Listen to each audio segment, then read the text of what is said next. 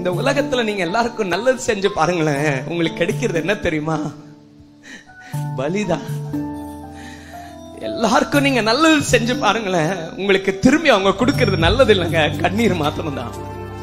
நீங்க இந்த உலகத்துல இருக்கிற ஜனங்களை பார்த்து என்ன மாதிரி ஜனங்க பாஸ்டர் என்கிட்ட கேட்பீர்களா? நான் நன்றி கட்ட உலகமையா இது, நன்றியோடு உங்களுக்கு செய்வாங்கன்னு மாத்திரம் எதிர்பார்க்காதீங்க.